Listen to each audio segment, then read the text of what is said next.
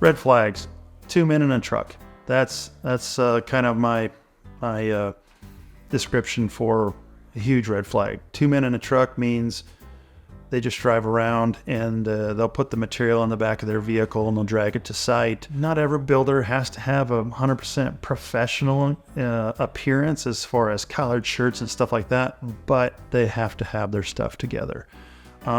Look for a little organization. When you ask them what process that they start out with when they bid something, do they stand behind that? Do I sign a piece of paper? How do I go through that process? A red flag would be, oh no, I'll just hand you something and you sign it and I'll build it for you. Red flag. Start asking more questions. Like you mentioned, cash only. If they just say cash only, just write the check directly to me, or provide cash. Red flag. License, if they're not licensed or insured. Oh no, we don't need a permit to do that. It's another one. Permit. We don't need a permit. We're just going to come and build it. You're going to get the permit. Homeowner, you can get the permit. Homeowners can get a permit even though they don't have a contractor's license. If they're putting that all on you, that means they don't have the contractor's license to be able to go get a permit. Homeowners, you don't have to have one, so they'll push it off on you to do all that. Or if the homeowner has to buy all the material, for example, they'll kind of give you a list of all the material, and then you'll go buy the material, and then you're responsible for the material. And then they'll use whatever they got, and then they'll just leave it there for you to deal with at the end. So understanding their process. If they're having you buy the material, if they're having you do the permit,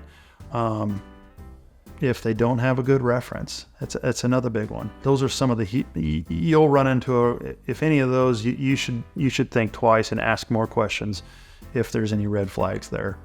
If they're not busy, if they can start tomorrow, that is usually a red flag. Now, are there times when it gets slow and people will have people immediately, we're going to start tomorrow or the next day or whatever?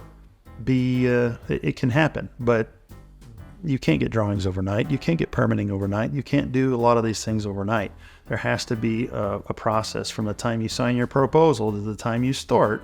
There's a fair amount of stuff that has to go into that before you can actually start. It's not just having the availability of personnel and material.